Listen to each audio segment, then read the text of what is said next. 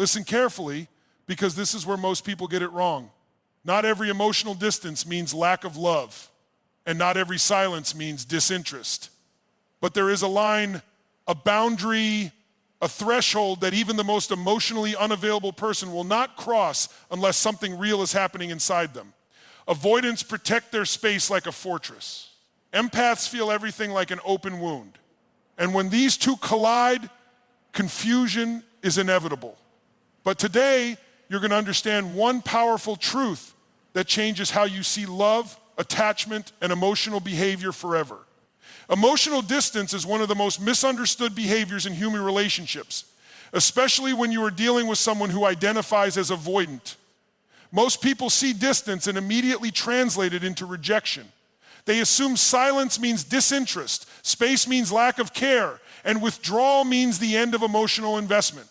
But the truth is far more complex and far more human than that. Emotional distance is not always the absence of feeling it, is often the presence of overwhelm. Avoidant individuals are not disconnected from emotion, they are often deeply sensitive to it. But somewhere along their life experience, they learn that closeness can feel unsafe. Maybe they grew up in environments where emotions were not consistently met with understanding. Maybe vulnerability was punished, ignored, or used against them. So what happens? They adapt. And their adaptation is not to stop feeling, but to start controlling how much they show. When an avoidant person begins to feel something intense connection, attachment, dependency, or emotional vulnerability, their nervous system does not interpret it as comfort. It interprets it as risk. And in that moment, something automatic happens inside them. They pull back, not because they don't care, but because caring too much makes them feel like they are losing control. And for them, control equals safety. Now here is where most misunderstandings begin. The partner on the receiving end, often an empathic or emotionally expressive person, experiences that withdrawal as emotional abandonment. They start asking questions. Why are you distant? Did I do something wrong? Do you still care? And the more questions they ask, the more pressure the avoidant feels. Not because the questions are wrong, but because emotional intensity, when they are already overwhelmed, feels like pressure, not comfort. So the avoidant retreats further. And now the cycle begins. One person pursues clarity, the other pursues distance. And both believe they are reacting reasonably to protect themselves. But neither fully understands the internal wiring of the other. This is why emotional distance cannot always be interpreted through the lens of rejection. In many cases, it is a form of emotional self-regulation. It is the mind and body attempting to reduce intensity to a level that feels manageable. Think of it like a system overload. When too many emotions flood at once, love, fear, attachment, responsibility, the avoidance system doesn't process it through communication. It processes it through withdrawal. But here is the deeper truth that most people miss. Avoidance is not absence of attachment. In fact, attachment often triggers avoidance. The closer someone gets, the more real the bond feels, the more the avoidance system activates. Because real emotional closeness creates exposure. And exposure for someone who has learned to protect themselves through emotional control feels dangerous. So when you see distance, you are not always seeing disinterest. You are often seeing internal conflict. One part of them may want closeness, connection, and intimacy. Another part is saying, this is too much, step back, regain control, protect yourself. And in that internal battle, distance becomes the default response. This is why many avoidant individuals can care deeply, even love deeply, yet still struggle to consistently express it. Their emotional system is not built around expression, it is built around regulation. They don't naturally move toward emotional intensity, they manage it. Understanding this changes everything, because now you stop personalizing every withdrawal. You stop interpreting every silence as rejection. Instead, you begin to see patterns. You begin to recognize that emotional distance is not always about you, it is often about their internal capacity in that moment. But there is also an important balance here. Understanding avoidance does not mean accepting inconsistency without boundaries. It simply means you stop reacting from confusion and start responding from awareness. Because when you understand that emotional distance is often a protection mechanism, not a punishment, you gain clarity. And clarity is power in any emotional dynamic. The most important shift is this. Instead of asking, why are they pulling away from me? You start asking, what is happening inside them that makes closeness feel overwhelming right now? That shift alone removes emotional chaos and replaces it with grounded awareness. And in relationships, awareness is the beginning of emotional intelligence. Empaths often experience the world through feeling first and thinking second. Their emotional system is highly receptive, highly sensitive, and deeply intuitive. They don't just observe situations, they absorb them. This ability can be a gift because it allows deep compassion, connection, and understanding of others. But in emotionally complex relationships, especially with avoidant individuals, this sensitivity can become overwhelming if it is not grounded in awareness. The biggest challenge for empaths is not that they feel too little, it is that they feel too much and sometimes misinterpret what those feelings actually mean. One of the most common patterns is this. When an empath feels emotional discomfort, confusion, silence, inconsistency, or distance, they immediately interpret it as a reflection of their own value. If someone pulls away, they assume, I must not be enough. If someone is inconsistent, they assume, I did something wrong. If someone goes quiet, they assume, I am being abandoned. But what is happening here is not always reality, it is emotional interpretation layered on top of incomplete information. Pain is real, but it is not always proof. And this is the critical distinction empaths must learn. Pain is a signal, not a conclusion. It tells you something is being felt, but it does not automatically tell you what is true. Yet empaths often turn emotional pain into identity-based conclusions. They don't just say, this situation hurts me. They begin to say, this situation means I am not loved. This is where confusion begins to grow. Because emotional intensity can come from many sources. It can come from misalignment, timing issues, communication gaps, fear responses, or unresolved personal wounds in the other person. But the empath, because of their deep sensitivity, often merges emotional experience with emotional meaning. They assume that what they feel externally is a direct reflection of what is true internally in the relationship. And this is how emotional misinterpretation begins to shape perception. When an avoidant pulls back, the empath feels the gap immediately. The nervous system reacts before logic has time to process. The heart starts filling in the blanks. And in that gap between uncertainty and explanation, the mind begins to create stories. Stories like they don't care anymore, or I am being replaced, or I was never important to them. These stories feel real because they are emotionally charged, but they are not always accurate. The key point here is understanding that emotional pain does not equal relational truth. You can feel deeply hurt and still not be objectively rejected. You can feel insecure and still be valued.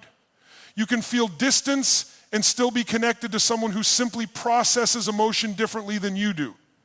Empaths must also understand that emotional systems vary from person to person. What feels like disconnection to an empath may actually be regulation for someone else.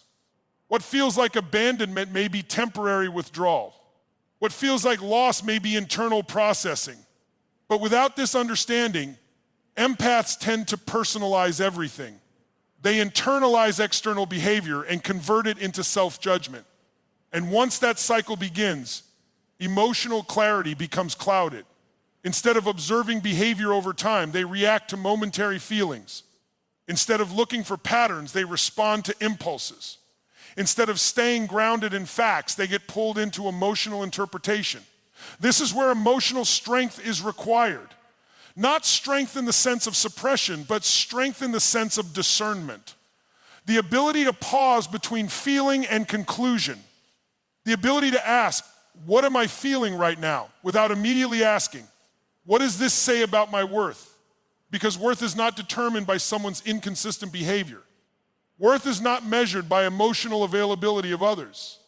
And worth is not defined by temporary emotional distance in relationships that are still developing or still unstable. The most powerful shift an empath can make is learning to separate experience from meaning. Experience is what you feel. Meaning is what you decide it represents. And in many cases, suffering does not come from the experience itself, but from the meaning attached to it. When empaths learn to observe without immediate judgment, everything changes. They begin to see patterns instead of reacting to moments. They begin to recognize emotional triggers instead of being controlled by them. And most importantly, they begin to understand that not every emotional discomfort is a sign of rejection sometimes. It is simply a sign of uncertainty, difference, or emotional mismatch in communication style. This awareness creates emotional stability. And emotional stability is what prevents love from turning into anxiety and connection from turning into confusion. There is a threshold in human connection that very few people recognize in real time, but it quietly determines the depth and authenticity of a relationship. It is not defined by words, promises, or emotional intensity in the beginning. It is defined by something far more subtle, emotional surrender. And for avoidant individuals, this is the one line they almost never cross easily. Avoidance can be present without being fully open. They can care without fully expressing it. They can engage without fully revealing themselves. But emotional surrender is different. It means allowing another person to see beyond control, beyond self-protection, and beyond the carefully managed version of themselves they present to the world. It means vulnerability without armor. And for someone who has built their emotional identity around self-protection, this is not a small step, it is a structural shift. Most avoidants grow up learning that emotional exposure carries risk. Over time, they develop a psychological pattern. If I show too much, I lose control. If I depend too much, I get hurt. If I open too fully, I become unsafe. So they construct boundaries, not just physical or social, but emotional boundaries. They learn to regulate connection in a way that keeps them from feeling overwhelmed or exposed. This is not conscious manipulation, that is subconscious survival. That is why they can maintain distance even in moments of closeness. That is why they can care deeply but still hesitate to fully engage. And that is why emotional surrender becomes the true turning point in their behavior. Because when an avoidant begins to genuinely love someone, something begins to shift internally. The protective system does not disappear, but it starts to loosen. They begin to experience a conflict between two forces, the desire for connection and the fear of vulnerability. And it is in this conflict that the real line appears. At first, they resist emotional exposure. They may withdraw, become inconsistent, or try to regain emotional control. But if the emotional bond continues to feel safe, over time, if it is not forced, pressured, or overwhelming, they begin to take small steps across that internal boundary. Not dramatic gestures, but subtle ones. They might share something personal they normally wouldn't. They might stay in a conversation longer than usual. They might return after distancing instead of disappearing completely. These are not accidents, they are signs of internal negotiation. What makes this line so significant is that crossing it requires trust in a way that bypasses their usual defense mechanisms. It is not about logic. It is not about convenience. It is about emotional safety being strong enough to override fear. And that only happens when love is experienced not as pressure, but as acceptance. However, even when avoidants begin to cross this line, they do not move in a straight path. Their emotional engagement often comes in waves. They may open up, then retreat. They may express closeness, then suddenly pull back. To an empath or emotionally expressive partner, this can feel confusing or inconsistent. But internally, this is the process of recalibration.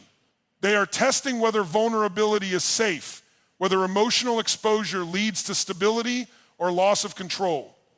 This is why emotional surrender is not a single event, it is a process.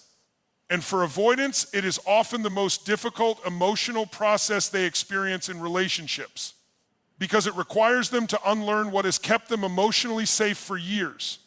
When true love is present, however, something remarkable begins to happen. The fear does not disappear, but it becomes manageable. The need for control weakens slightly. The resistance to emotional expression softens. And slowly they begin to allow themselves to be seen not all at once, but in layers. Each layer represents a small victory over fear. But it is important to understand something clearly. Avoidants do not cross this emotional line because they are forced, pressured, or emotionally cornered. Pressure pushes them backward. Control pushes them away. Emotional intensity without safety activates their defense system. The only thing that allows movement across this line is consistency paired with emotional safety over time. This is why many relationships fail at this stage. One person demands clarity while the other is still learning how to feel safe in closeness. One pushes for expression while the other is still learning how to stay present without retreating. And in that mismatch, the opportunity for emotional surrender is often lost. But when timing, patience, and emotional understanding align, something powerful happens. The avoidant begins to realize that closeness does not automatically mean danger. That vulnerability does not always lead to loss. That emotional exposure can exist without emotional collapse. And when that realization takes root, the line they once avoided begins to transform. It becomes less of a barrier and more of a bridge. When someone has built their emotional identity around avoidance, control, or self-protection, intimacy is not experienced the way most people imagine it. For them, closeness is not automatically comfort at is complexity. It is not just connection at is exposure. And exposure in their internal system has historically been linked with risk. So when real love enters their life, it does something unusual. It does not simply soothe them, it challenges their entire emotional operating system. Real love does not allow an avoidant to remain fully in their protective shell. It gently but consistently brings them into emotional territory they usually try to avoid. Not through force, not through pressure, but through presence. Because authentic connection has a way of revealing what is unresolved inside a person. It activates what has been suppressed. It highlights what has been managed. And for avoidants, that means one thing. They are being invited into intimacy they are not fully comfortable with yet. This is why love does not feel like ease for them in the beginning. It feels like uncertainty. It feels like emotional vulnerability rising to the surface. It feels like losing control of the distance they normally rely on to stay regulated. And in that moment, their instinct is to step back. Not because they do not care, but because care itself creates emotional intensity they are not used to holding for long periods. But here is where something important begins to happen if the connection is real and sustained. Avoidance is gradually challenged by consistency. The avoidant starts to notice that closeness does not always lead to overwhelm. That emotional presence does not always result in emotional loss of self. That vulnerability, when met with understanding instead of pressure, does not destroy them. Love in its real form does not demand immediate transformation. It creates repeated experiences of safety that slowly rewire emotional perception. So even though the avoidant may initially resist intimacy, something begins to shift internally over time. They start to experience moments where they stay present longer than before. Moments where they do not immediately withdraw after emotional closeness. Moments where connection does not feel as threatening as it once did. But this process is not linear. It is uncomfortable. Because real love forces them to confront what they have avoided most. Sustained emotional presence. Not just brief connection, but ongoing closeness. Not just attraction, but emotional responsibility. Not just moments of care, but continuity of care. And this is where internal conflict becomes strongest. One part of them wants intimacy. It wants closeness, warmth, and connection. But another part of them is still operating on old emotional programming that says if you get too close, you lose safety. So they oscillate between engagement and withdrawal, between opening and closing, between stepping forward and stepping back. What makes real love powerful in this context is not that it eliminates fear, but that it remains steady despite fear. It does not collapse when the avoidant pulls away. It does not disappear when communication becomes inconsistent. It does not become emotionally reactive to every withdrawal. Instead, it provides a stable emotional environment that slowly reduces the need for defensive distancing. Over time, this consistency begins to reshape their emotional expectations. They start to realize that intimacy does not always equal loss of control, that emotional closeness does not always result in overwhelm, that vulnerability, when met with patience, does not lead to abandonment. This is where true change begins, not in dramatic transformation, but in subtle recalibration. The avoidant does not suddenly become emotionally expressive or fully open overnight. Instead, they begin to tolerate intimacy in ways they previously could not. They begin to stay present in conversations they would have once escaped from. They begin to return after distance instead of disappearing entirely. They begin to share pieces of themselves that were previously guarded. Real love does not remove their fear, it expands their capacity to hold it. And that is a critical distinction. Because emotional growth is not about eliminating discomfort, it is about increasing tolerance for closeness without self-protection taking over immediately. At the deepest level, love forces the avoidant to confront a question they have long avoided. Can I be close to someone and still be safe? And every time they stay present instead of withdrawing, they gather evidence that challenges their old belief system. So intimacy for them becomes a training ground for emotional expansion, not through pressure, but through repeated experience. And when that experience is consistent enough, something begins to shift. Connection starts to feel less like a threat and more like something they can participate in without losing themselves. That is the quiet power of real love. It does not force emotional change. It makes emotional change possible. Empaths often believe that love is something you earn through effort, understanding, patience, and emotional investment. Because they naturally attune to other people's feelings, they tend to overextend themselves in relationships, especially when they sense emotional distance or confusion. When someone pulls away, instead of stepping back, they move closer. When communication becomes unclear, they try harder to decode it. When emotional inconsistency appears, they increase their emotional output in hopes of restoring clarity. But this pattern, while deeply compassionate, often leads them into emotional exhaustion. The critical shift an empath must learn is this: chasing clarity from someone who is internally unclear will never produce stability. It only produces more confusion. Because clarity is not something you extract from emotional inconsistency, it is something you observe over time through consistent behavior.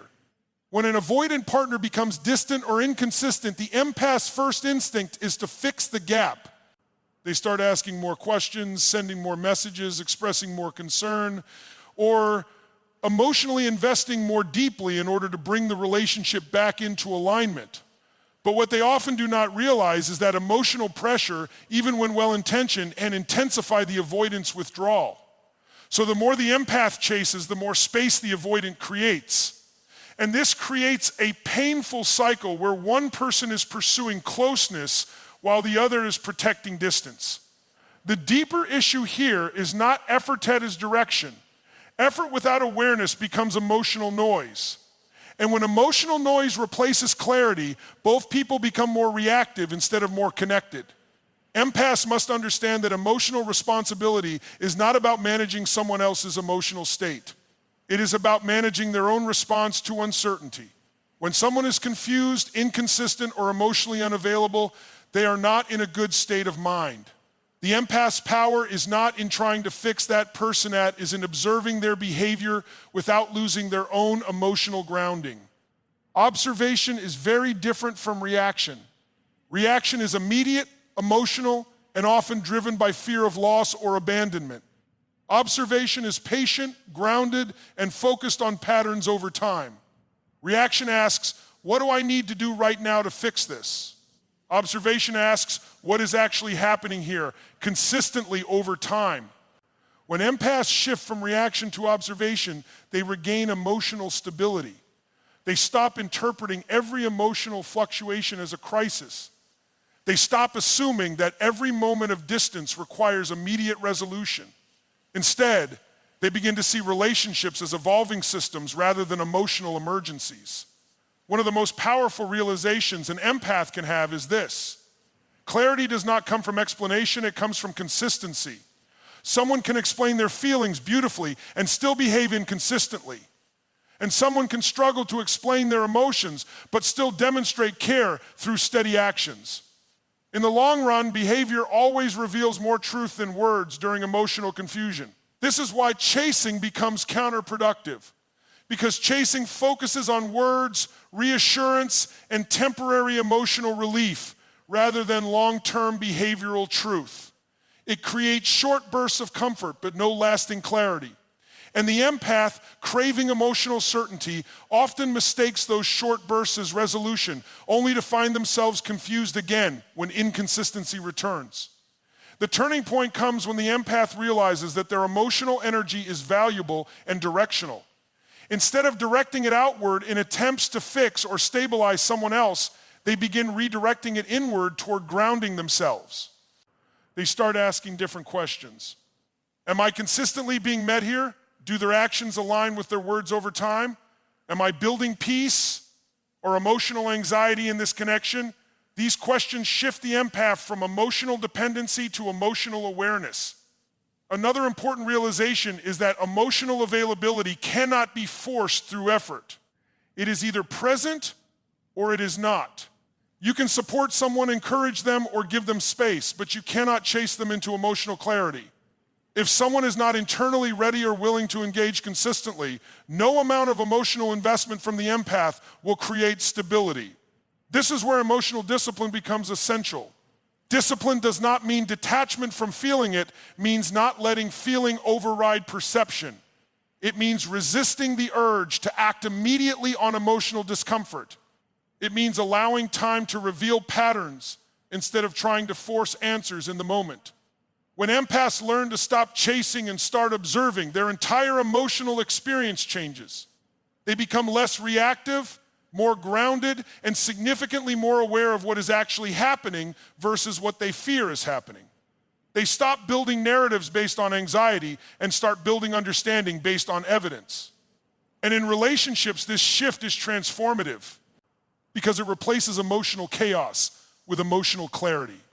And clarity is what allows love, if it is real, to either stabilize or reveal itself honestly without distortion. One of the most important realizations in emotional maturity is understanding that love is not defined by intensity, it is defined by consistency. Many people confuse emotional highs with emotional truth. They believe that strong feelings, deep conversations, or powerful moments of connection are proof of real love. But emotional intensity can exist in many forms, even in unstable or inconsistent relationships. What truly defines whether love is real is not how loudly it is expressed in moments, but how steadily it is maintained over time. For empaths, this distinction is especially important because their emotional perception is naturally tuned to intensity. They feel deeply. They experience emotional moments with great depth. So when someone shows affection, warmth, or emotional closeness, even if it is inconsistent, it can feel extremely meaningful. But the problem arises when those moments are not supported by consistent behavior. Because emotional spikes without stability create confusion, not clarity. Consistency is what brings emotional safety. It is the repeated pattern of behavior that creates trust in a relationship. It is not about perfection. It is not about constant communication or nonstop emotional expression. It is about reliability over time. It is about knowing that someone's presence is not random. It is about being able to predict emotional engagement not based on mood, but based on commitment. Avoidant individuals often struggle with consistency in expression because their emotional system does not naturally operate through open, continuous sharing. They may care deeply, but express it inconsistently. They may feel connected, but still withdraw when overwhelmed. This creates a gap between feeling and expression that can be confusing for someone who relies heavily on emotional signals for reassurance. But here is where the deeper truth lies. Love is not proven in emotional intensity during moments of connection. It is proven in behavioral stability across time. Anyone can be present during emotionally comfortable moments. Anyone can express care when it feels easy. But consistency is revealed when emotions are not comfortable, when distance appears, when misunderstanding arises, or when emotional effort is required beyond convenience.